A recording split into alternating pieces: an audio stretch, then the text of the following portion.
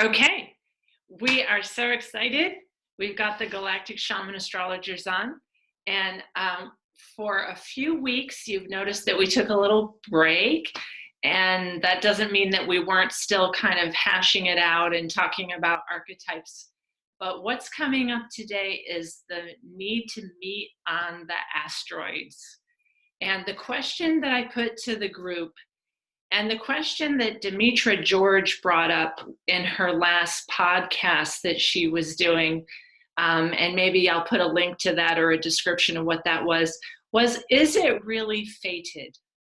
Did we choose before we got here the archetypes, the consciousness that we would hold, the fated type of planetary conditions that we would experience? Is it actually fated? And how much free will do we have? So the more that you study ancient astrology, the more that we realize that much of what we chose before we came was going to play out. And whether we kind of enjoy it or not, the more we can make it conscious, the more we can move through it gracefully. So what I was just talking to Holly before we all got on is that we live up here in the Northeast where it is very cold for at least 6 months with snow on the ground for that long. And we have to kind of embrace that dark, cold, Persephone, underworld, cabin fever type of experience. And then the beauty is when the sun does come out, and you can see the sun coming in the window right now, and all this week, everyone's going to go out and start sugaring. It's going to be above 30 degrees. People are going to be enjoying the sunshine, and the spring comes forth again.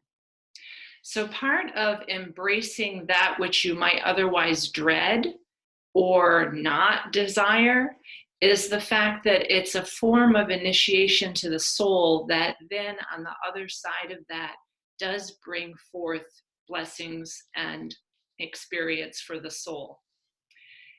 The other thing I was looking up very quickly in the myths, and one of the books that I use when I'm doing the asteroids is this Women of Classical Mythology, is that some of the asteroid names like would be Persephone, would be 399, and then Proserpina is a part of that same myth, Persephone, so that if you have both of them strongly in the chart, you will very likely live in a place and experience those energies of Proserpina and Persephone.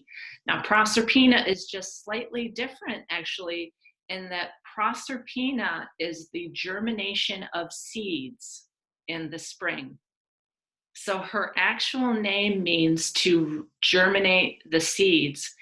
And every seed needs to go through a period of cold and dark in order for it to really have its vibrancy and come out in the spring. So that's kind of a little introduction of the archetypes, and the asteroids are a refinement of the consciousness that you will play. And the way that I use the asteroids is they need to be within 2 degrees of a major point, meaning the ascendant, the descendant, the midheaven, or the imam coli, which is the IC of what origins you've come from. Or they need to be within 2 degrees of a major planet. Or if they are that type of like a grouping of like Demeter, Persephone, Proserpina series, and they tend to all go as a group, I will allow it to be a little bit wider of an orb, like as much as 5 degrees. So those being the rules, the way that people who are studying astrology can access this is at astro.com in additional objects. Or you can use Mark Pottinger's discs that you order from him. I think it's $100 for the discs, and he updates them as often as he can because he puts you on an email list because new asteroids are being found all the time. So that's the way I do it. When I run a chart, I actually use Mark Pottinger's program, and it will give me thousands and thousands, and then you have to choose which of those asteroid programs you actually want to go through. Now, the asteroid astrologers that I know find that asteroids are so specific that we as humanity would be overwhelmed by the fact that your life is already planned out. If you really could do the asteroids, you would find all the personal names, down to the street names, down to the locations that you will live. If you really do the whole giant program of 11,000 asteroids, they will show up. So your father's name, your grandmother's maiden name, everything will be there. It is actually that precise. So what I've asked the Galactic Shaman astrologers to do today is to choose an asteroid at one of those points or at a planet that they have researched and see that that is playing out in their life, and to do a description of kind of the mythology of that and how that is playing out. Now, I'll start you off real quick that I have Beer, B-E-E-R, conjunct my ascendant with Jupiter. And one of the things that you can do is you can look at that asteroid and know that you have Beer conjunct Jupiter conjunct the ascendant and decide not to do that. So one of the things is that certainly in my life, whenever I go to the place on the astro map where Jupiter falls on my ascendant, which is where I was born in Western New York, Claude was with me, and whenever I go there, everyone's handing me a beer. Everyone is literally handing me a beer. The actual beverage, beer. So if I don't want to continue with that asteroid archetype, I have to make it conscious. I move away from that area where everyone's handing me a beer, and all of my friends and family from that area, you will get to watch this video and know that's true. You all were handing me a beer ever since I was a little kid. But I chose that. So it's nobody else's fault that they were handing me a beer, okay? So that's just a super quick, really funny little asteroid that does play out in the life. Now, who wants to jump right in there and talk about an asteroid that's playing out for them?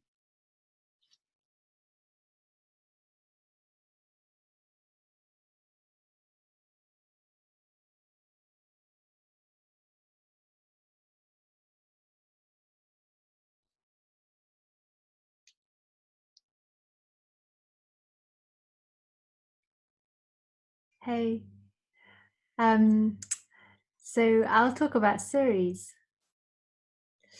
Ceres is Demeter. So there's another asteroid, isn't there, called Demeter? And Ceres is the transition point. So she goes, her daughter, she's the mother of Persephone, and her daughter goes into the underworld. So she's this keeper of the guardian of going into the underworld, coming out of the underworld, from what I understand, the goddess of agriculture. So she experiences the immense loss. I don't know the full story, but towards the end, but she's the fertility goddess of food and of nurturing. So I guess with that one, there's lots to do with nurturing, lots to do with agriculture and food and the grain and sovereignty over the grain, and also stewardship, because she was a large figure. So she was stewarding for a large number of people, and also with the planetary, she's the largest asteroid, right? So she's the biggest piece of this kind of a goddess steward type feminine realm that's striving for that heaven on earth paradise realm. So there's that, and then there's also the other side, I guess, where she has this fear of her child being lost and this complete dissolution of everything. So it's the holding space for the fertility, but also in a state of utter loss. And I think she gets completely demoralized and like gets really clingy and is just kind of controlling. So so for me, I'm really connected to childcare and to food. So I naturally find myself mothering people or doing childcare work, which I do, or creating food stuff, which I do, or working for a food company on the side. Anything that I can steward or feel like I'm guiding people in well-being. And also there's this doula aspect, I think, where you're at this transitional realm, kind of the blood mysteries and the one realm to another, that shamanic kind of thing, which I find myself exceedingly interested in, standing in the gap. And there's also, I think, for me, Ceres is in the first house, conjunct my ascendant. So it's mothering myself, nurturing myself. And I think with a Libra ascendant, it is that sort of self expression of the self and nurturing that. So it's really important for me, and redeeming that own motherly care for myself, seeing that I am the source of that. And it's significant for me in terms of agriculture and security through the earth. I find myself giving myself, I need to do that for myself. And I guess also there's that fear of when will I feel safe enough to eat? When will I feel, um, when will I feel that something's not going to be taken from me? How do I feel secure? So there's that real question of safety and security, which is a real conflict for me to play. I feel the abundance, but then I feel the absolute lack of it at the same time. It can be as simple as feeling like, do I feel relaxed enough to eat? To do I feel that I'm going to be provided for food this year? Because small's big. So yeah, food plays a big role in my life, and nurturing people. Yeah.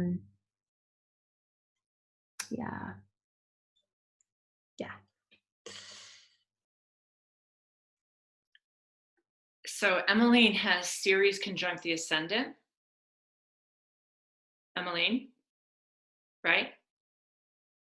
Yes.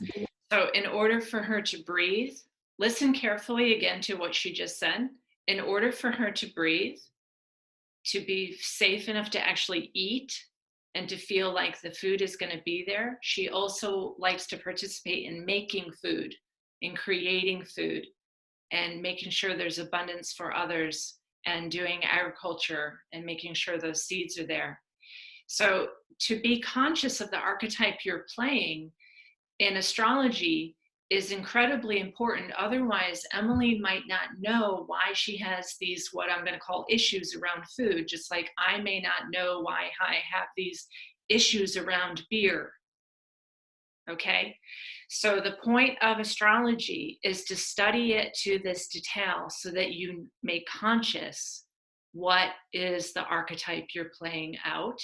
And you don't feel totally crazy because someone else is not playing out that same archetype. There's no one who can be playing out anyone else's archetype. All of us have an absolutely unique chart.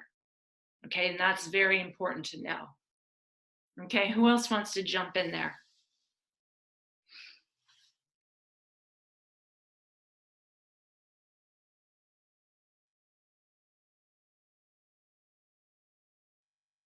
We can talk about my asteroid that's on my ascendant, which is, I don't know the number. It's Nemesis, and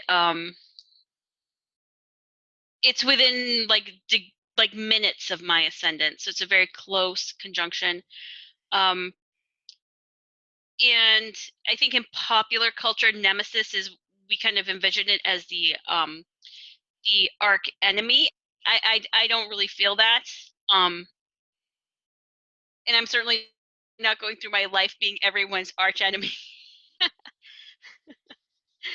But if you go back really into the mythology, what Nemesis really is that she is a bringer of balance, and some of her attributes are kind of the symbols of justice, which are the scales of justice, and kind of the wheel of fate and fortune, and in the sword, like the sword of justice, and that making of decisions, and something with the word, even I don't remember, it's been a long time since I've looked into it, but it's about distribution of justice. And so she's kind of in the family of like where Jupiter and the fates are all about the fate and fortune of men. Nemesis is about bringing and distributing that fate and fortune. And I think it's been a bit hard to see how I really bring that into reality, but it is becoming more and more clear that I just have a kind of innate knowledge or intuitiveness about what is like divinely just, and that is not necessarily what anyone thinks subjectively is fair.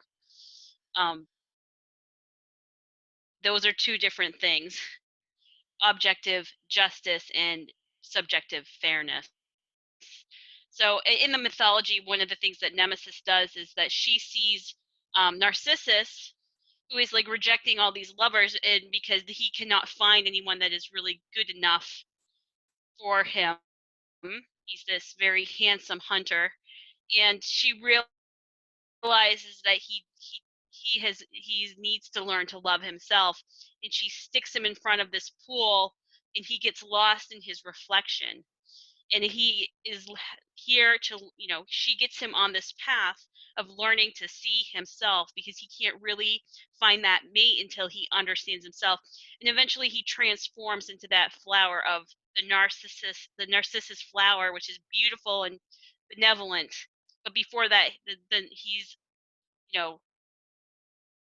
he doesn't love himself, and so he's hurting people left and right because he's really hurting on the inside. And it kind of ties into other parts of my chart where my north node is in Libra, which is also kind of the scales of justice, and other bits and pieces in my chart that have kind of a focus on kind of the fate of things, which is my interest of astrology.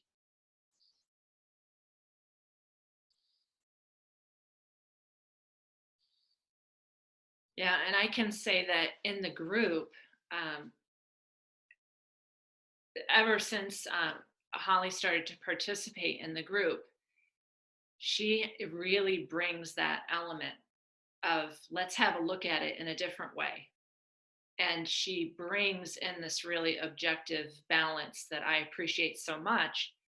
In fact, in the chat today, she totally turned my whole perception around, because I was having this massive Cassandra fire, like I was ripping my own hair out, because I have Cassandra at the midheaven, and Black Moon, Lilith, and Chiron are conjunct, trining and amplifying this giant grand trine of fire. And I literally felt and looked like this person that Emmeline posted. Like I was like, and every cell in my whole body was burning, going, oh my gosh.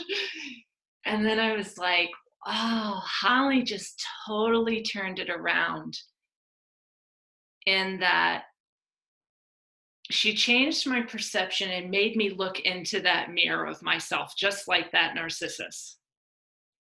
And I was like, wait, I don't need to warn them all that the market's going to crash and that this and that and the other thing, because everything is going to be turned out perfect anyways. We have to absolutely trust that this is what we all came here for, and this is going to be a fabulous transition through destruction. And I was like, thank you, Holly. I can finally breathe again. So we all really do play our roles just perfectly when we are playing out these archetypes. So thank you. Let's see who else wants to talk there.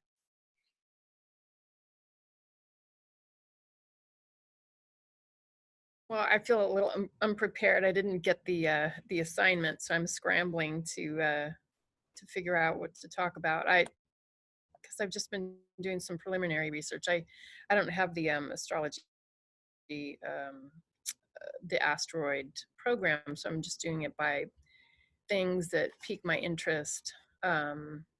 So some of my closest conjunctions are the one I'm reading about, which I love, is Orcus, but Orcus is not an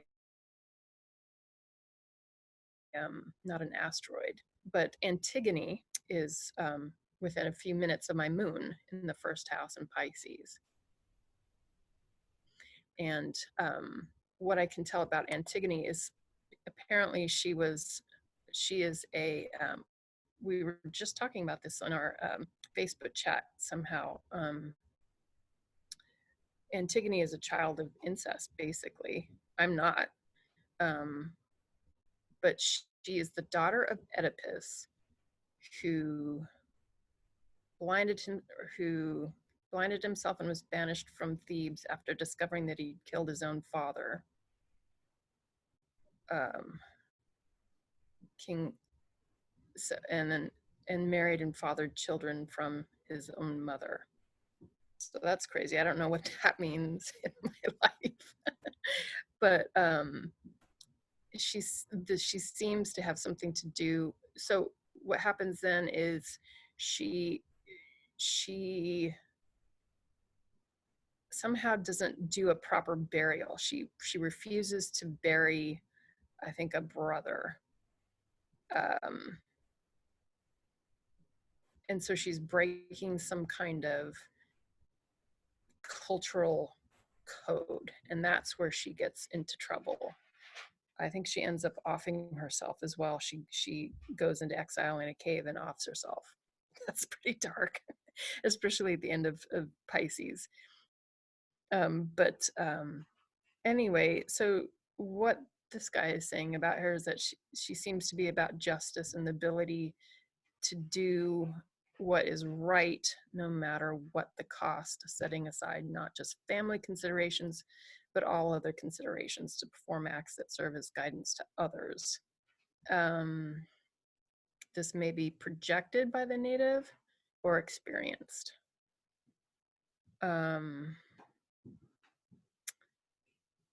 So there's something in like the rejection of the family or cultural norms out of justice and doing what's right.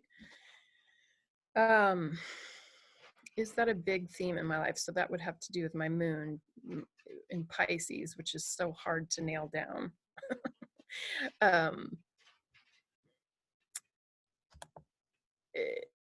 It's hard to define.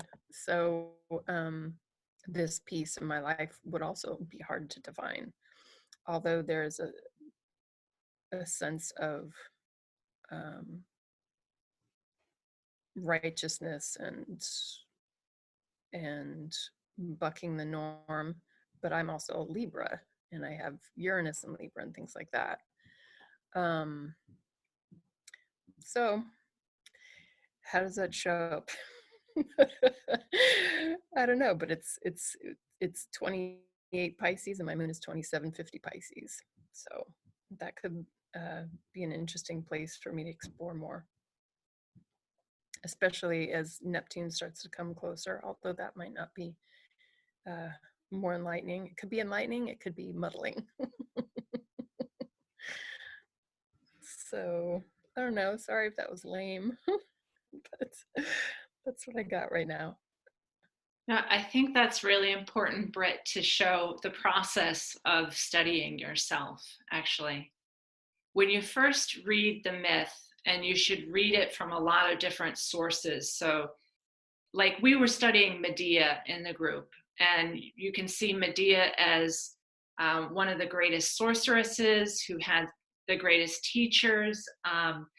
But then when you start to study it in charts, I find that Medea can mean different things based on what house, what sign, and what planet she's related to. So when you're studying it in the chart, watch it over time to see, yes, when something transits and opens up that information to you. We were talking about incest in the group, and when you're an astrologer and you run somebody's asteroids and you see something that is clearly incest, you don't necessarily, and now I'm giving teachings as an astrologer of how to do a chart reading. You don't necessarily want to say right off that this story is about incest. You want to tell the story really artfully. And what I would do for you, Britt, is I would ask you to ask your mother some questions, because this is from your mother. Okay? You would ask your mother some questions about her life, and it's very delicate. Okay? Because this actually happened when I was studying with Demetra. Demetra noticed an asteroid that was in my mother's chart at her ascendant. And she told me how to tell the story, such that my mother at age 65 at the time, for the first time in her life, said, yes, that happened to me. Wow. So it's important how you tell the story, the questions that you ask.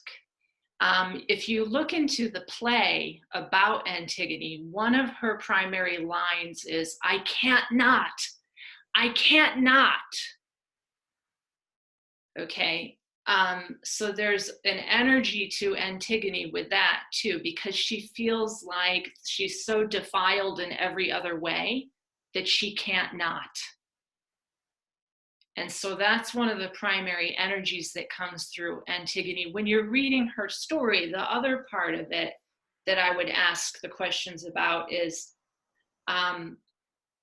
Antigone made the grievous mistake of boasting that she was better looking than Hera.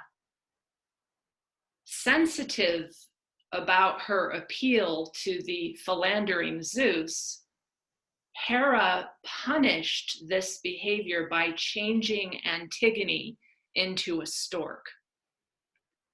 So now, and you don't know how that's going to play out, but it could be in your mother's life where she boasted about her beauty and her appeal, and then some other woman was jealous and then, did some curse or spell on her. So that's another way to tell that story. So when you're studying a myth, it's actually good to be in the position that Britt's in. Keep it open to find out more information throughout your life, what that actually means. And before when you're working with a client, before you say, oh my gosh, you must be a product of incest, really make sure that you know what you're saying and how to craft a story, because often my clients who have Antigone don't know that they are a product of that, or that incest was perpetrated against them when they were really little kids, like 2-year-olds. And I hate even saying this because some of my clients do have Antigone and they're listening right now. They'll be listening to this. But what I'll point to is, oh, you have Saturn and Scorpio in the 12th house. Is there some hidden information about your father that you don't know? How do you feel, or how did you feel when he entered the room when you were a little girl? And I will say it like that. You understand what I'm saying? So the way you would craft it is you would say, oh, I see Saturn is in your 12th house in Scorpio. Now, this is not your chart, Britt, but when you're working with a client and you see Antigone and you're not sure how to say it, how did you feel when your father came into the room when you were a little girl? Were there feelings there? And then that person might have a conscious crisis right then, or they might need to continue to suppress that incest. So that's how, as an astrologer, you will be able to see some very powerful archetypes, but they have to match up with other things like Saturn in the 12th house in Scorpio, which would be a potential father with a hidden sexual agenda that may not have been of the best intentions toward a child. Okay? Who else? I could go on forever because I did 2 chart readings today with asteroids. So who else wants to jump into some more asteroids? Go ahead. I was just gonna say, I do have Medea exactly conjunct my south node in Cancer. So that's another one that we were studying, that it's in the 5th house in Cancer. And so the killing of children, I don't have children, don't want them.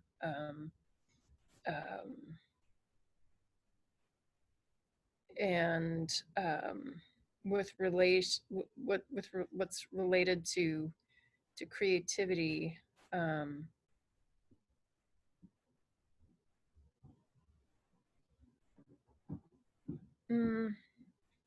want to say that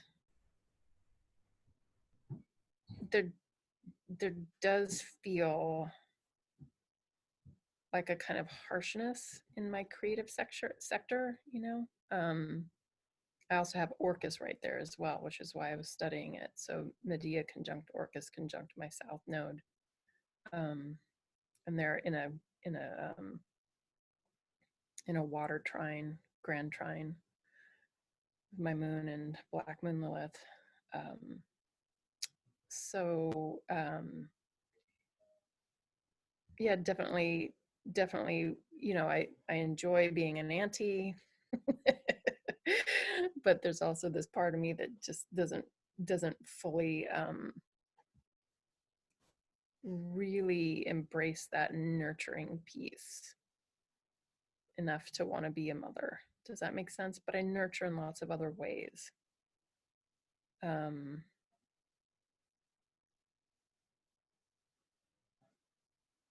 So that's all I got on that. I'm sorry, I don't have much to offer on that one. No, and they relate because Antigone is the cousin of Jason.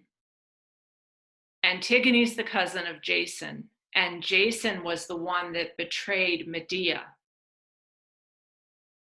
So if I were you, I would look into your mother, your cousins of your mother, your cousins, and the whole thing with Medea then needing to actually not have children.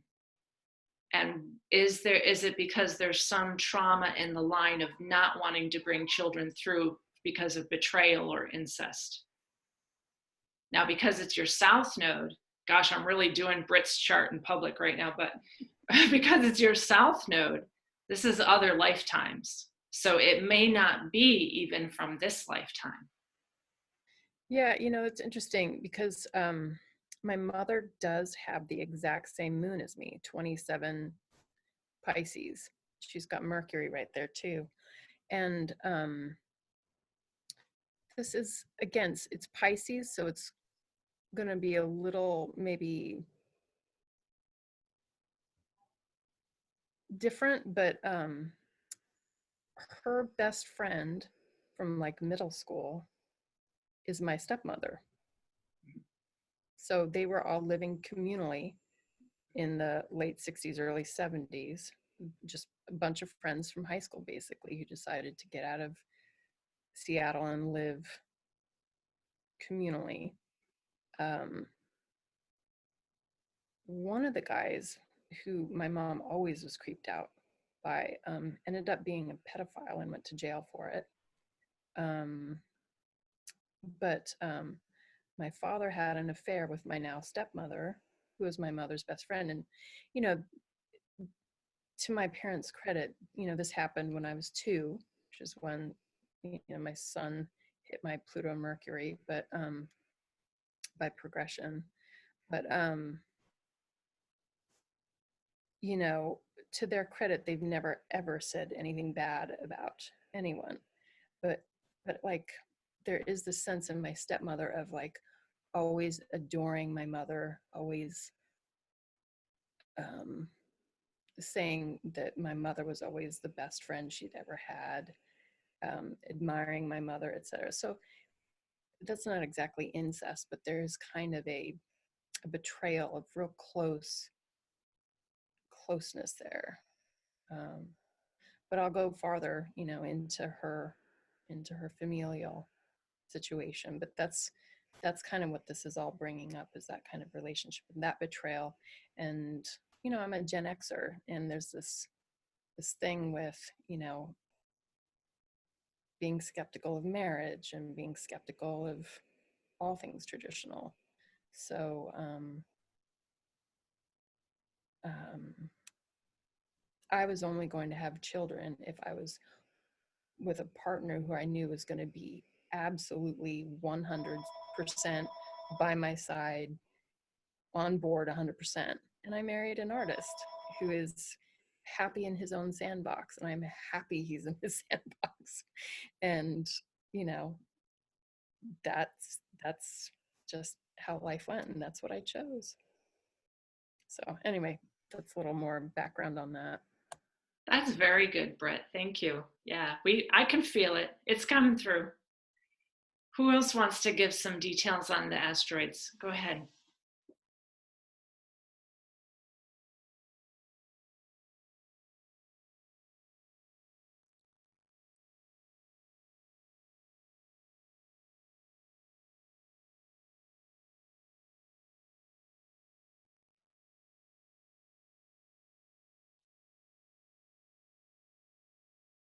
Okay, I'm going to keep talking because I, being who I am with beer and Jupiter at the ascendant, give me a drink and I'll just keep talking forever.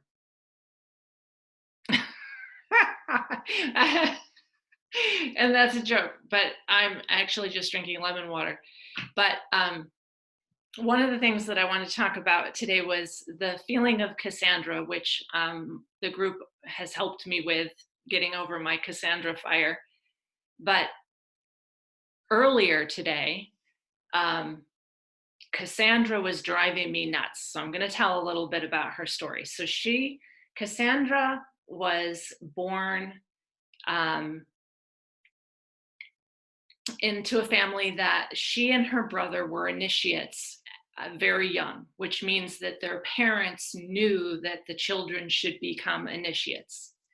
And so she and her brother were put down into an underground place, and they were kept for quite some time, which back in these times, 12-year-old children went through initiation, which actually Freddie Silva talks about in his book on resurrection, that back in the day, if you came from an oracular line, at 12 years old, you would go to mystery school study and you would be put into an underground chamber in isolation.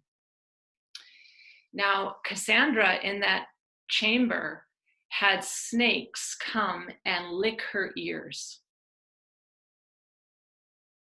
And because the snakes came and crawled around her and licked her ears, she started to really develop her oracular ability, and she would hear and she would know. So that when she came up out of that underworld tomb of resurrection at 12 years old as a little girl, she started to have more of her oracular power.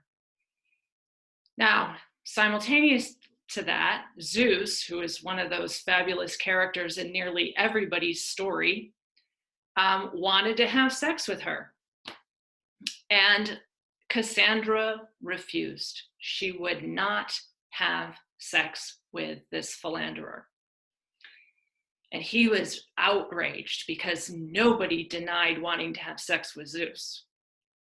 So Zeus, knowing already that she was part of the mystery schools and the snakes had initiated her by licking her ears, said,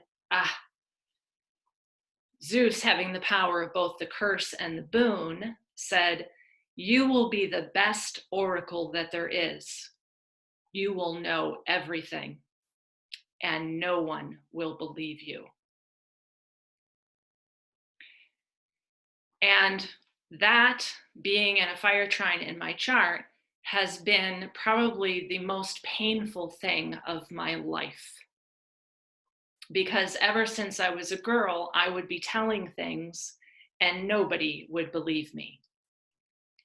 And when I got to the point where I was almost manic with hearing and knowing and saying and automatic writing and poetry that was coming through my mind, I started to study with Demetra George, because Demetra George said that, in fact, my chart looked like a manic, someone who was so knowing that they would be called a maniac and they would be locked up in a cell because they would know everything, and yet they drove everybody crazy with their pre-knowledge. I also have Delphine and Epimetheus conjunct Prometheus and a whole bunch of other Pythia and all of those oracular things in my chart.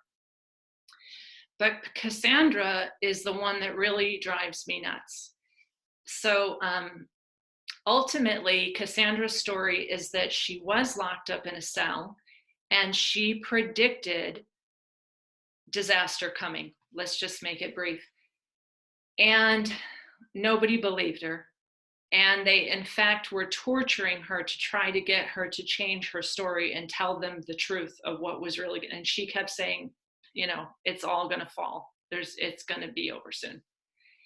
So Emmeline posted a beautiful picture from 1848, I think it was, Emmeline, with Cassandra standing with, she's pulling her hair out and Troy is burning behind her with the big Trojan horse with people coming out of the side of the Trojan horse. Now, there are some clients that I have with Cassandra too. And depending on where it is in your chart and what planet or point it's at, tells like the level of your pre-knowledge and your ability to be an oracle. So if it's conjunct like the ruler of your ascendant, like Venus, it will steer your whole life and it will probably make you crazy. And in fact, like Hypatia, who we talked about the last group, Hypatia was ripped from limb to limb, so that if you have Hypatia in your chart now, you might have a terrible fear of telling people what you see because you feel like you're going to be ripped from limb to limb. So that's the same thing with Cassandra. And Cassandra is often prominent in the charts of medical intuitives, oracles, astrologers, that kind of group. And where she's transiting right now is she is in closing Ceres. So we've talked about Medea, we've talked about Ceres, and Cassandra's on the other side. So if you read the blog at galacticshamanastrologers.net, Cassandra has the gift of foresight. It doesn't mean that it's going to go down exactly that way, but she has this need to let you know that these are possibilities. All right. So when you read my blogs, I'm pretty much the only astrologer who says it the way I see it. I read other stuff and I'm going, oh, are these people even astrologers? Oh my gosh, this is nothing that I'm seeing. But you can see I also work with a team, this group, because this stuff I don't come up with by myself. It was Holly who came up with Wuhan and the asteroid number for that. And the whole group gives me information all week. So when I write my blog, I'm getting, you know, information from them too. Like you can put all of them in jail too, by the way.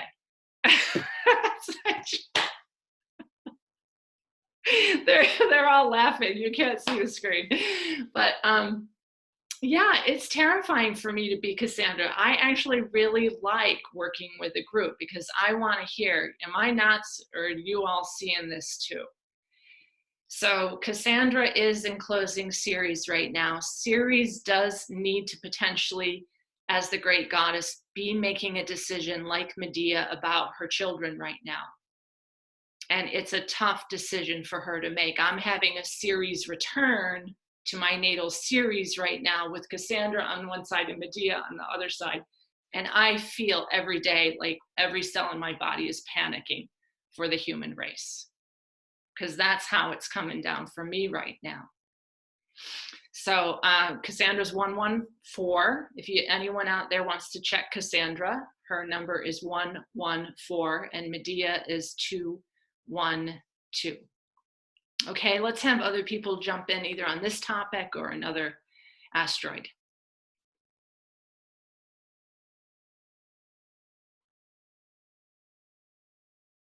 I think that Ceres and Medea coming together is so interesting because on the one hand you have Ceres who, you know, she's in her joy in her prime, she has her daughter with her and the earth is bountiful, and then she loses her daughter and she goes through the abduction of her daughter and this incredible loss where she stops eating and she just can barely like bring herself to function, and with her grief the planet dies. And then on the other hand you have Medea who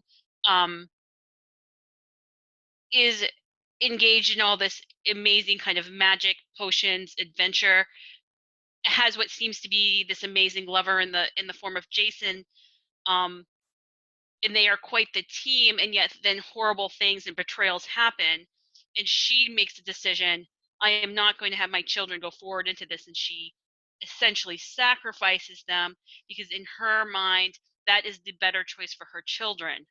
And so you have them coming close together and you have two very different approaches where you would see Ceres would do anything to protect her daughter from being abducted, and you see Medea making a horrible choice to protect her children from a bad outcome.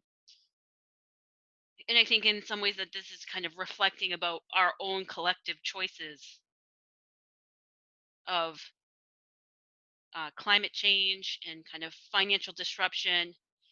What kind of decision are you going to make for your children or your future children, or like the 7 generations down the road? Because so often we don't think about those 7 future generations or 10 future generations, but we are at a kind of tipping point where we need to consider that, and that coming together, that conjunction with Cassandra, where you get this kind of omnipresence look at all the possible timelines, gives those two archetypal energies kind of a snapshot of, okay, here's all the things that could fall out, which way are you going to go? And that is how it's been feeling for me.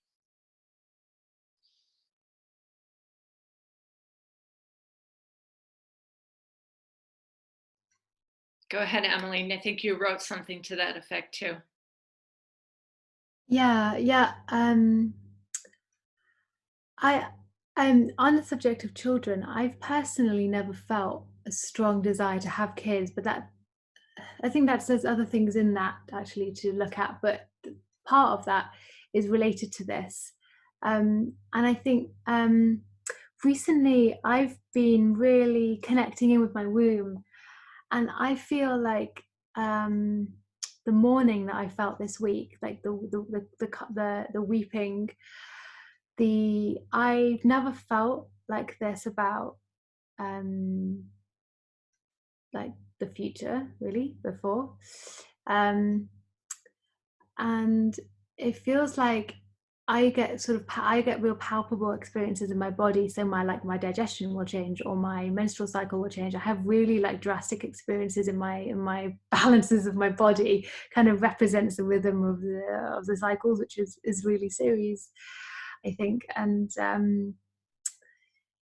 yeah, so this week everything's been like, wow. It's like everything's been way confusing for me. The rhythms have gone in lots of different ways in my body, and part of that for me feels like the instability of the foundations of the homestead, as it were. And yeah, I really feel in my body, how could you bring a child in? For me personally, it feels like, how could you bring a child into this state? I mean, I'm like struggling to learn how to plant seeds. I'm not struggling, but I'm just learning how to do that. So it feels like if I can't do that, yeah, how could I consider having a child? you know, and it's like this real strong disinterest in that, because my body just does not feel safe to do that. And yeah, my womb is feeling all of the insecurity that's going on. So if I was thinking about it this morning, like if I was even to conceive and have a child, I would then be giving that into the child energetically. So then what would I be creating? So it's really really weird time. It feels interesting to tread.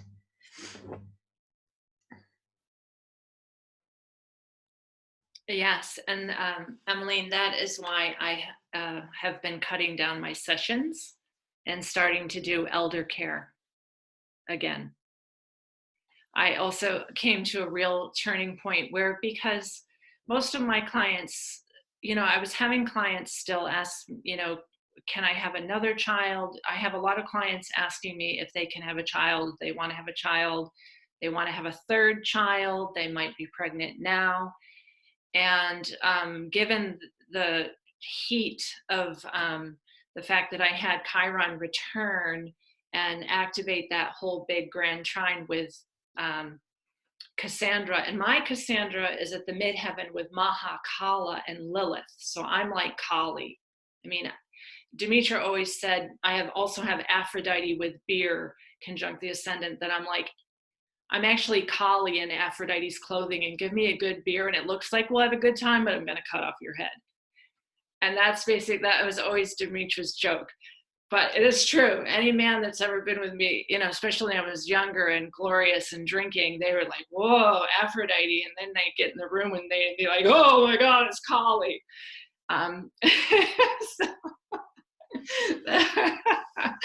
That's well, Emmeline has been to my house, so I think she kind of knows that about me too. But yeah, and some other people have been here too, and they're like, whoa, you're actually Kali. The thing is, I can't, Antigone, I can't not right now tell the truth. I'm doing less sessions because I'm in the same place where Emmeline is. I'm going, how could you bring a child in right now? Like, folks, whoa. If you read this book by Freddie Silva, which I actually looked up Freddie's birth date. I tried to get Freddie's birth date to do his chart, but I couldn't find it. So Freddie, if you watch this and you're willing to let me do your chart, I would appreciate it. But Freddie basically says in this book that we reach this point again and again where there's either a coronal mass ejection or a massive flood or some situation that wipes out civilization again and again. A meteor, the ice age, whatever it is. And in one way, you know, you could say any child that comes in right now is planning to experience a mass wipeout and a massive change. Maybe that child wants to experience that. But you as a parent from astrology should be making really conscious choices that are not based on the feeling of like emptiness within you that you just want a baby to hold, which goes back to the whole incest conversation of, you know, because I feel so void and empty myself and so depleted and so disgusting that I want somebody to love me, so I'm going to have a child that will love me. Because truly, I see one traumatized womb after the next traumatized womb bringing in children with traumatized wombs right now. Okay, so that is where, if you get under what it is that causes the overconsumption of human resources and the not disciplining ourselves to not just keep bringing in endless child to fill that void, it is because of that traumatized womb. Okay, because we just want someone to love us, or we want that man like Hera and Zeus, and having Hephaestus. And Hephaestus is another really powerful archetype on the planet right now, where Hera just wants to produce that golden child so that Zeus will look at her. So there's all these reasons that we might be bringing in children, but what we really have to ask ourselves right now, with Holly's very accurate description of what this is with Medea and Ceres coming together, is do you want to bring in a child that very soon Earth resources cannot possibly renew themselves? There is no way. And in the last chapter of this book by Freddie, and I wonder if Freddie is a really fabulous oracle, he's basically talking about the biological organism that is Earth, that is in complete overpopulation, environmental degradation, resource depletion, and famine. Okay, we cannot possibly, the Earth cannot renew itself. There is no way. So whatever you want to believe it, just look around, folks.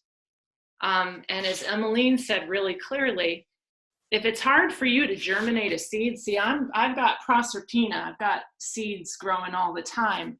And I've been a very successful mother because I have Ceres in the 5th house, where I'm really good at making fertility and children in abundance. But even me having grown up children, I'm going, there's no way that they would bring a child in. So we have to make really astute decisions now based on what the asteroids are saying. And my experience is that asteroids are more precise than the planets about what the celestials are warning us of.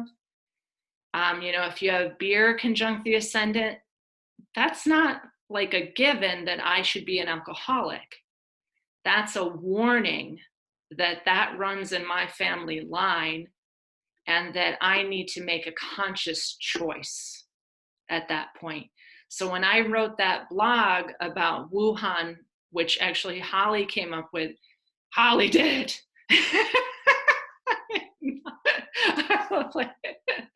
But when Holly, who is a super brilliant Gemini ascendant, was able to do that research, then I said, look, we have now evidence from the maniac that I am, but I can feel this, that March was going to be a major game changer.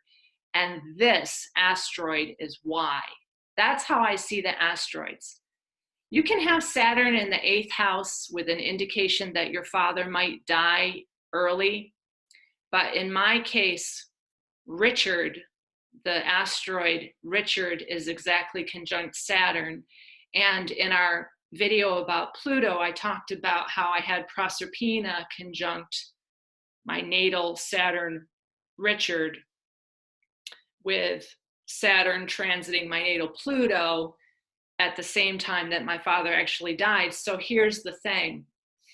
Okay, now I'm going to really put it to you all. Did everyone who is currently dying of anything choose that in advance?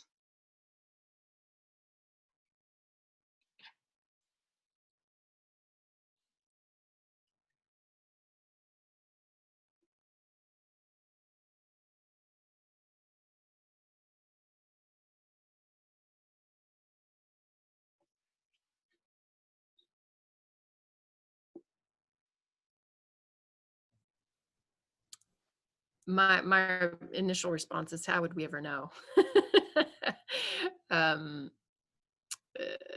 Nice and vague. I don't know how anyone who dies like a violent death or a fast death or an unexpected death chooses that, but I certainly have in some limited ways had a feeling or observed in a couple of instances that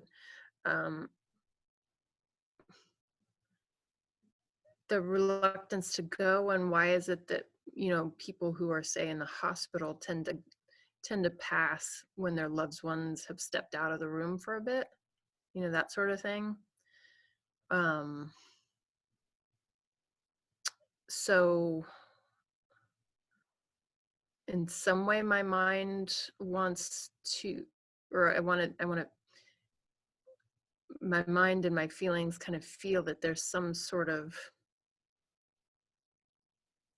negotiation that one's doing with their own soul, and whether, and the fears that that one has about passing, whether it's easily submitted to or not. That might not be what you're talking about, but that's my feeling. And before we get too far away from the subject, I wanted to point out another theme that kind of, after we were talking about the Medea series Cassandra connection, I feel like there's been another theme, at least in my world, emerging around body autonomy. Dr. Christiane Northrup, who's a kind of a public doctor figure in the States, who's been a proponent of female integrative approach to healing, has been sort of flipping the script about the whole vaccine crisis and saying that's just a distraction. The real issue is not the vaccine, it's body autonomy. Having body autonomy. And she said in a powerful post, in New York City, 93 million lost their body autonomy when it was over 1,000 people who got the measles. Because there's, the MRM vaccine, the measles, mumps, rubella vaccine, people were not wanting to vaccinate their child. So, she said 93 million people lost their bodily autonomy when 1,000 people got the measles. Because there was this whole campaign saying, because certain people aren't vaccinating their children with the mumps, measles, rubella shot, all these 1,000 measles cases, they were pointing that it was just a campaign to usurp our power to choose whether to vaccinate or not. And so the same issues happening in Maine and in Connecticut, and she's been a real advocate for this. And I just remember reading that post and thinking, yeah, it's not whether you're anti-vaccine or not. It's about body autonomy and whether we have it or whether we're giving it away to the government in the States. Does that make sense? Doesn't that kind of tie in somehow? It seems like that tied into what Holly and Emmeline were saying. Well, Emmeline was talking about the fear in the womb and fear of not being safe. But that has to do with body autonomy too. Somehow there's a connection, and I don't know if I'm making it clear or not. Does that connect with phallus? What was that? Connect with phallus? I don't know a lot about phallus, but we were talking about phallus, the asteroid. Yeah, it was another. Phallus is a centaur that I'd been checking out because it's conjunct my ascendant, and it's another injured centaur like Chiron that has some kind of transformational quality to it. And what I'd been reading was that there's something to do with viruses. Phallus does, but I don't know, somehow the series, the mother trying to protect her child, and Medea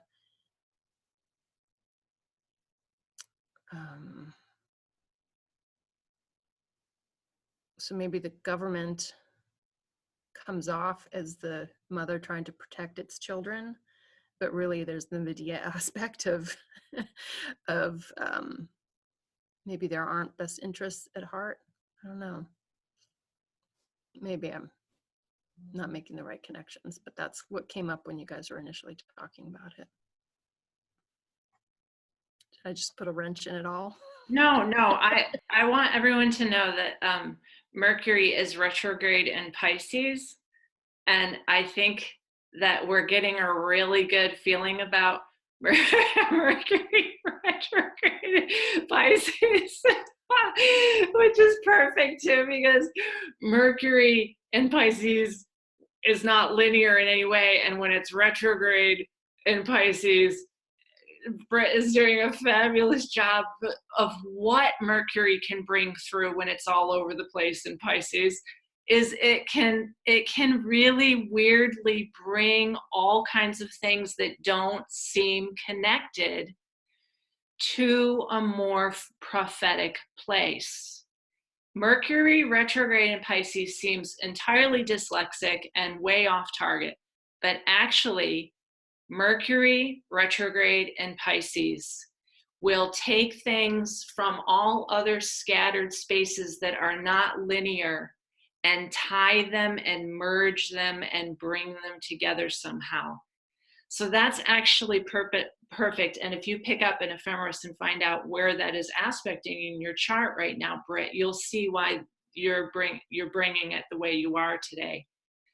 But I think that in that scattered way, we're getting to a higher truth, which is what Mercury retrograde in Pisces does, because then Emmeline just asked about Pholus. There are 22 different centaurs, which have long elliptical orbits. They're not part of the asteroid belt. They're actually centaurs. And Pholus was shot by, and we've done this one before, so I might have some of the details wrong, but by a poison arrow. And according to the group, the research that was done this week was that came in when Wuhan and this alleged outbreak of the coronavirus. But what I also want to point out, because we're doing Mercury retrograde in Pisces right now, is something that Holly and I talked about in a private session when we were having a chart reading, is the medical astrology that could come through when we start to understand the ancient rulerships and the condition of planets and put it together with asteroids. We have incredible potential for medical astrology, which will be very personal to each person's chart, to then find out the best talisman or the best potion, like Hecate's potions or Medea's potion. I mean, Medea in this case is also a great witch who can create potions and do magic. So you never know. This whole coronavirus and the whole question right now of, is this vaccine going to be pushed on us? What's going to happen? Medea could come out with this other fabulous thing of medical astrology and how to create particular potions for your chart. Because when Kachina was growing up, my older daughter, we went to an anthroposophic doctor who would not even see you unless she did your astrology first. Okay, and then what she, whether to get a vaccine or not, was based on your astrology. So sit with that one for a minute. And then what she also produced for Kachina, because Kachina's Mercury is retrograde in the 8th house, is she created a homeopathic remedy of mercury, actual mercury, and she made me put it in a bathwater solution and have Kachina and I soak together as mother and daughter in bathwater with homeopathic vibrational mercury to strengthen Kachina's Mercury. Now, Kachina, still my dear, beloved, beautiful one who did all the artwork in this room, is dyslexic. But she is able to pull stuff in pieces from all other 8th house realms that are magical and put together incredible magical creativity. So this whole conversation today is the weirdest Mercury retrograde in Pisces conversation that I ever had. And this, my dear, is so perfectly exactly how we should talk today, because we're honoring the celestials. So who else has questions or comments? We still have plenty of time. Go ahead. Just to kind of speak to one, to Brits bringing into the personal sovereignty and kind of the vaccine issues tied into the medical care. And I think that is because there is partially so much going on in Capricorn with Saturn, and Saturn is bringing up issues of authority, and it is kind of sextiling that retrograde Mercury. Mercury can be all things medical, and it's in the collective consciousness and is aspecting everything, that whole big stellium, including Pholus and including Wuhan in Capricorn. And I know one of the things that when I looked at that came up for me was it actually kind of brought up remembering the bombings of September 11th, where although that is not a medical event, it was a crisis event that, although there was a tremendous catastrophic loss of life, but the ripples and reverberations of that were implementing more stronger security things, more government controls around like media and security, and that for potential, depending on your perspective, either loss of kind of sovereignty or this strengthening of certain ideas around security and border control. And I looked at all that, what's happening in Capricorn, and it made me in all the kind of the fear discussion, in the financial discussion, and Mercury can also be commerce. And I had this like, oh, this is Mercury going into review in the collective consciousness of Pisces, and it is responsive to this kind of fear stuff in Capricorn, the medical stuff, the money stuff, and part of the fear of the medical industry, and where we have to have these decisions about our children. And I work in a family practice office, so I see this all the time, is this vaccine good for my child? Is it what my child needs? They're talking about a vaccine for the Wuhan virus, and it's like it's being developed really fast. And anyone who is sensitive at all about government will consider, well, is this just an outbreak of a virus that has now been weaponized? It is creating a fear, and now everyone will get this new vaccine. And what's in the vaccine? Or is this just some new brilliant types of advancement of our medical know-how and our technology? And you really have to make that choice for yourself, and that does tie into this idea of being a parent and having to make those choices for your children, and how much of your subjective perspective can you project onto their experience or potential experience. And I see this with a 19, almost 20-something-year-old, and as she's going and making her choices, there are times when I want to rein her in, but I respect that she's becoming an adult, and I say, oh, I can't make her choices for her. But it's the kind of that same thought of, you could have children, but maybe you don't, but do you really have that right? But or not right, or is this a decision that you made previously before incarnating to not have children because of your astrological chart and kind of contracts of incarnating? And so for me, I do think you can see those things in the chart, and as we understand the asteroids more clearly and what energies the different celestial objects hold, in the kind of range of expression of those energies, you can see that in the chart. It is often very very hard to look at. And I know one of the reasons why I sat down with Lolita and had her look at my solar return chart with me was, as much as I can read my own chart, it becomes a very subjective experience, and sometimes I get caught up in the emotion of it, and I can't see it accurately, so I work with someone else to help bring me objectivity. And so we are having that experience right now where we are in very subjective experiences, and we are trying to kind of get some objectivity back in when it can be a very dark place. I don't know how that feels with everybody else, but that's kind of maybe bringing together some of the different conversations we just had.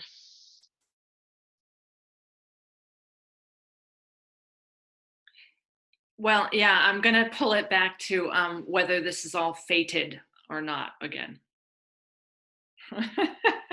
Because astrologers will go around about this forever. Okay, so in Claude's solar return, uh-oh, here he comes, so he's going to hear this. And he already knows. Claude, here he is, evidence. Claude has Wuhan conjunct the ascendant because he's a March 30th baby. And it's right there with like Mars, Jupiter, and Pluto, and Wuhan. So is Claude gonna die? Am I?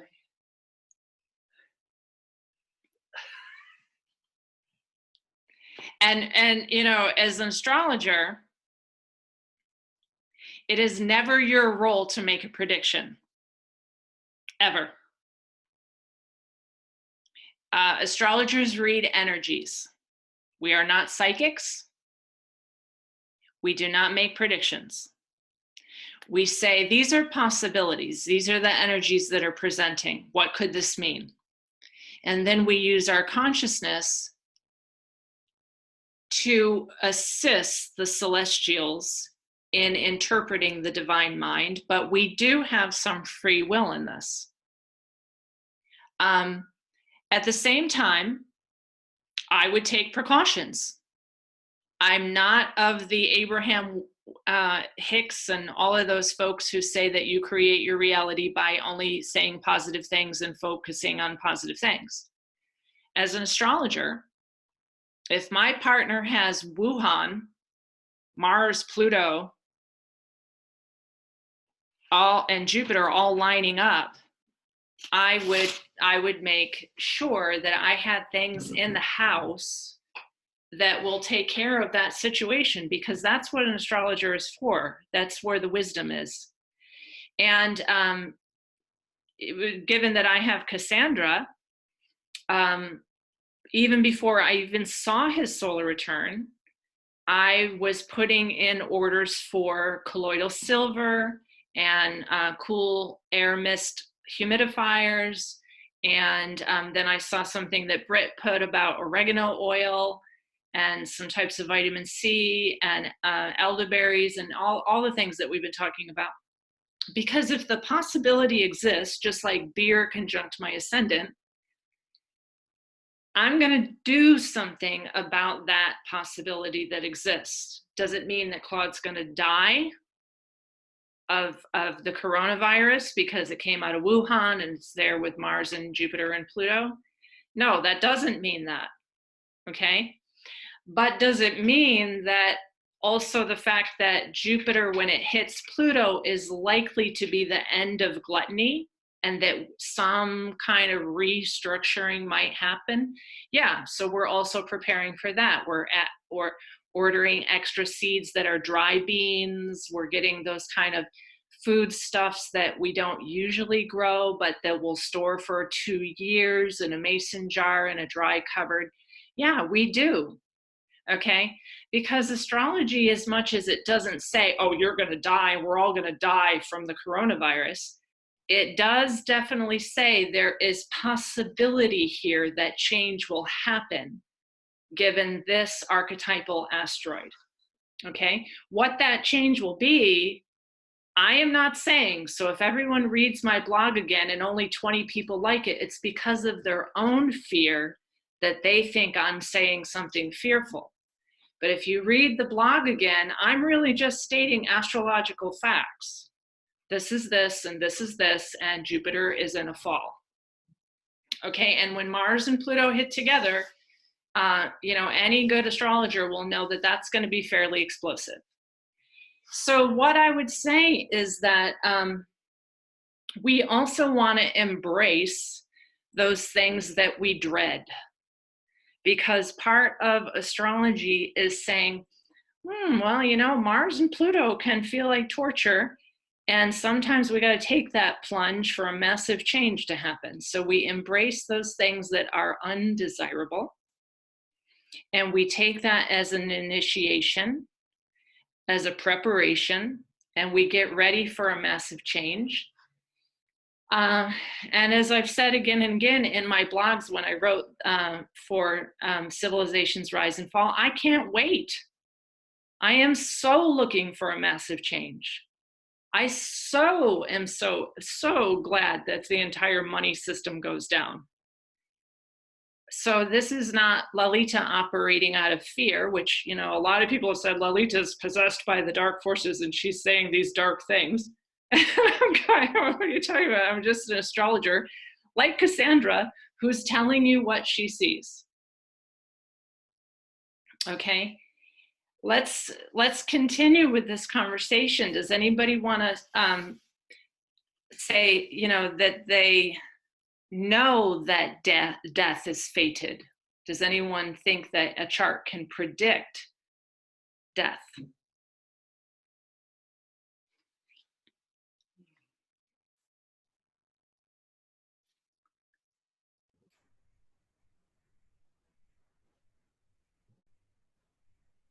Well, coincidentally or not, I was just reading an article on the Kairotic Journal website. I absolutely love him. Where he says you can really kind of get a feel for your ending. But, you know, he's definitely not a predictor either. And so he was just, he had a beautiful article explaining his perspective on the 2nd and 8th houses, which I really resonated with. And not that the 8th house is always going to be about the timing of your death, but maybe the quality of your death.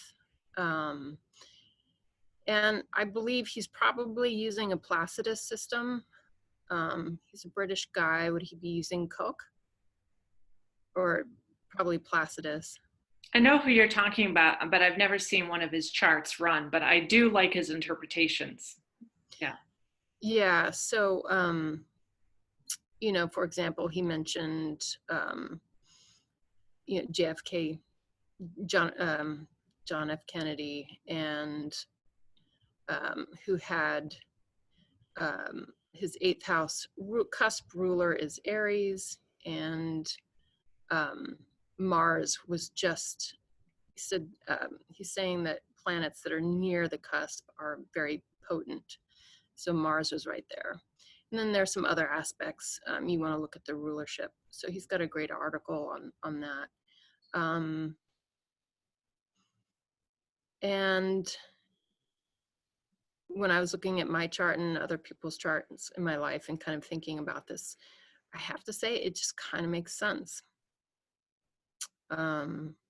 Fated, that's just such a,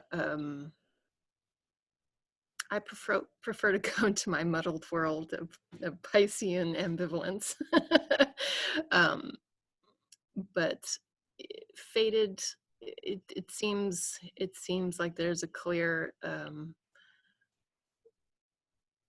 potential, or not potential, but there's a marker there that means something, but not everything. Is that fate? Is that our definition of fate? Don't know. I think the ancient Greeks put a lot of thought into this chart, into that question, and I think that's like a lot of what the reconstruction of it's a big question they find when they reconstruct ancient Greek texts on astrology is, because that was a big question, was how long am I going to live? And they looked at different houses. They looked at the fourth house, they looked at the eighth house, they looked at the condition of the rulers of those houses, and I personally think that it may show potential, and then when you look back retrospectively, you may see something there where a potential was activated and it became a reality. And that's kind of along the lines why we should not predict or prophesize based on what we see, because it is the potential in the chart. But when you look at a chart retrospectively and you consider how someone who has been deceased and how they passed, you may look at the energies in the chart and say, well, that makes sense.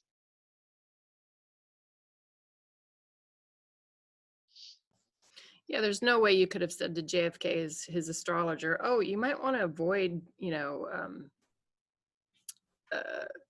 explosive situations. I mean, he just wouldn't have. But could you see there? The Chirotic Journal had some other great examples of charts too. But could you say to someone, you really want to get all your blood work done and all of your heart stuff checked out, and just take really good care of your heart or your lungs, your kidneys, or whatever. That would be good advice. I feel like that's a really good point with looking at the well-being of the different body parts with medical astrology through the chart. Say like how, so with me, for example, with Libra, it's the hips and the kidneys, and I'm always taking extra precaution with my adrenals and my kidneys and my hips, which my grandma had a problem with her hip, quite severe problems. So I'm really working when I feel the call to respond to that, because I think, I guess if we're not heeding these lovely things that we've inherited and chosen for ourselves, then we won't go down that passageway of healing and figuring out that story. Yes, but I also wonder whether when we change perspective, so how with quantum physics, when you look at something, it changes in reflection to the observer. I wonder, as we change and delve further and further down the rabbit hole of our own charts and the consciousness of the cosmos, I wonder that you figure out one asteroid and then you work through that mythology and you start to sit more with it and integrate it. Then you work with another asteroid and you work with another, and then you change as a consequence because you're embodying more. And then I wonder if the observation starts to change because you're different, so it looks different back at you. So I wonder if it's just a constant evolution about everything and the death included, or whether the end is the same as the beginning. I don't know. I absolutely think that's true. And one of those things that's been coming up for me actually in the last week is how Saturn has been evolving since there's been the stellium in Capricorn. And I know because my father's birthday was yesterday, Friday actually, and I don't often pull oracle cards, but I had pulled an oracle card that said follow your heart, and then I flipped the deck over. On the bottom it said, it was a card about father, brother, son, like kind of that energy of the father or the male energy that you inherit. And I was like, wow, and this is it was for me kind of one tied into how my relationship with my father affects the things that I do and how I go forward with my heart in different ways, with relationships, with following my passion and my joy. Then it really kind of got me thinking about how there with Capricorn and the rulership of Saturn, it is the other opposite of that is the moon and the heart. So it's that push. There is the two ends of the polarity there, in how with all this energy, with particularly Pluto, but other things, that Saturn is very much evolving and changing. And how is that, how do I see that in my life, and how is that manifesting in my life? Saturn is going to go forward into Aquarius, which is also one of its houses of rulership, and I think it's even more exalted in Aquarius. And how does that change? And then it's going to go back into Capricorn to finish up its Capricorn transit, and how these structures and archetypes are structures, and how the changing of Saturn is affecting the evolution of archetypes. And really, even if the asteroids hold the energy of the archetypes, how this is like massively changing astrology and our mythologies. Something to think about. Yeah, this is a brilliant conversation. And this, when you have conversations, the consciousness is always changing too, because we are now making conscious something that has to be discussed, which is the whole point of the Magi. Okay. Saturn is still traveling with Chariklo. So another way to look at that is this. Remember, Saturn raped the sea nymph that gave birth to Chiron. So Saturn's a rapist.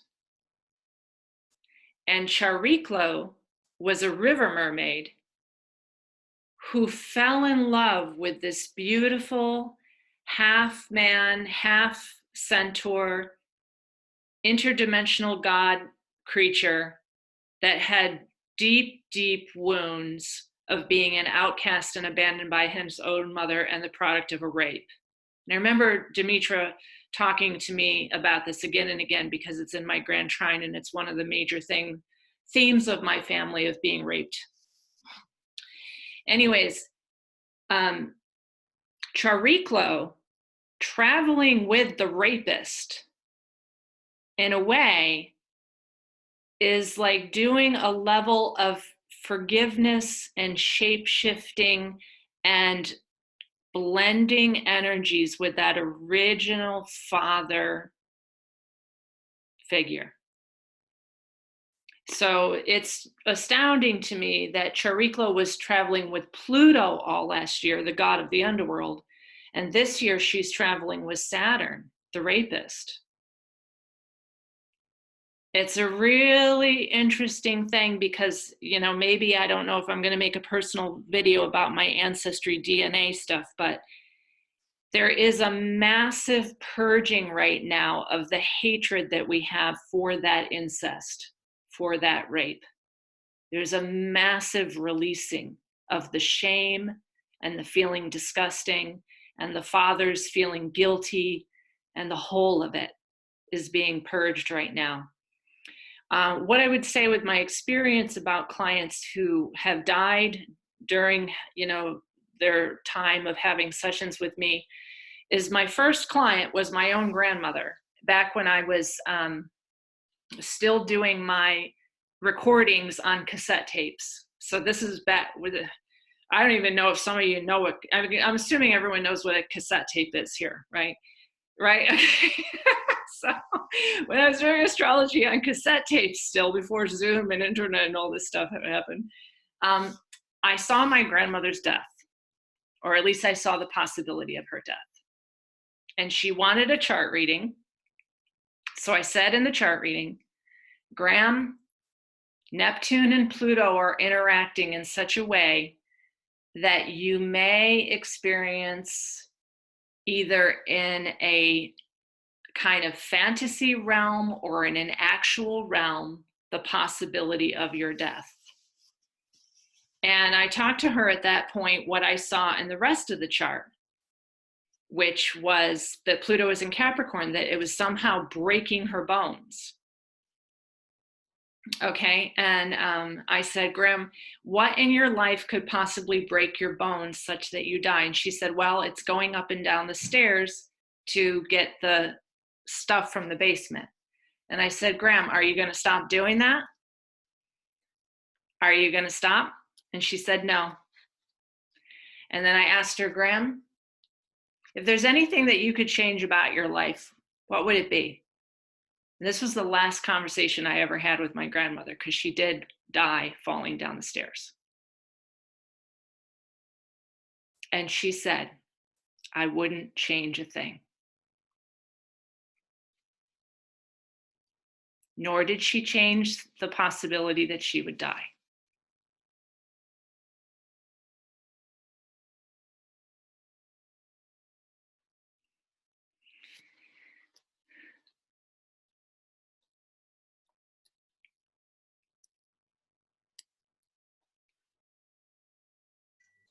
I guess it's the shape-shifting to change, isn't it? That's the key here. It's the changing with the structures, to changing these structures.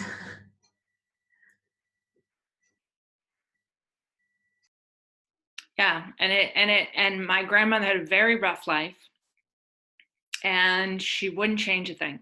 And so by the time we get to the end of wherever it is that the end is, it's likely that we will say, I wouldn't change a thing.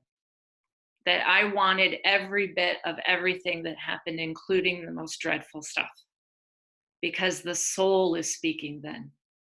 The soul wanted all of it.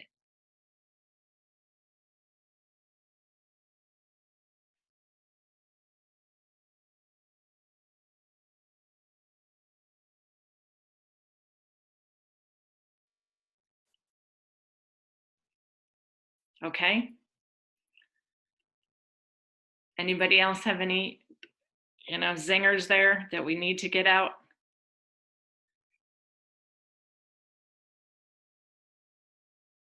All right, Britt's falling asleep. Let's